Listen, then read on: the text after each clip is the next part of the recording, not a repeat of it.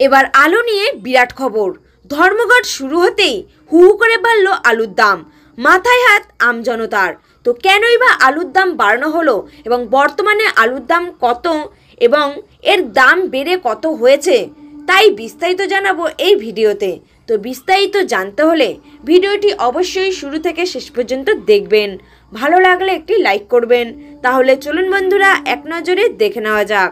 ভিন রাজ্যে আলু রপ্তানি বন্ধ রাখার বিষয়ে কৃষি বিপণনমন্ত্রী বেচারাম মান্নার সঙ্গে বৈঠকে মিলল না কোনো রফাসূত্র।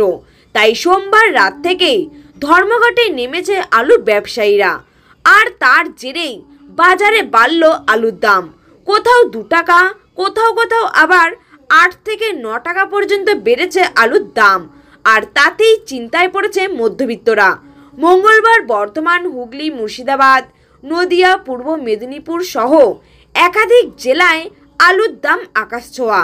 ধর্মঘটের পর সল্টলেকের দিকে জ্যোতি, চন্দ্রমুখী প্রায় কেজি প্রতি 3 টাকা করে 2 জাতের আলুরই দাম বৃদ্ধি পেয়েছে।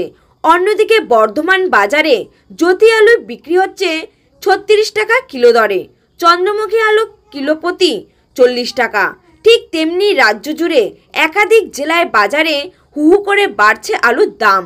আলুর দাম বৃদ্ধি প্রসঙ্গে বেচারাম মান্না জানিয়েছেন, আমাদের রাজ্যে এখন যা আলু আছে তা আগামী 40 থেকে 45 দিনের জন্য পর্যাপ্ত। তবে টানা বৃষ্টির জেরে ডিসেম্বরের 20 থেকে 25 তারিখের মধ্যে আসবে না নতুন আলু। বলা বাহুল্য, ডিসেম্বর মাস পড়ে গেলেও বাজারে নতুন আলুর দেখা নেই। তার জেরেই কর্মবিরতির কারণে যদি হিমঘরগুলিতে আলু বের না হয়, বাজারজাত না হয়, তাতে পুরনো আলুর দামই কেজিতে 40 টাকা ছাড়াতেই পারে বলে আশঙ্কা করা হচ্ছে। তো এই ছিল আজকের পর লেটেস্ট আপডেট। ধন্যবাদ।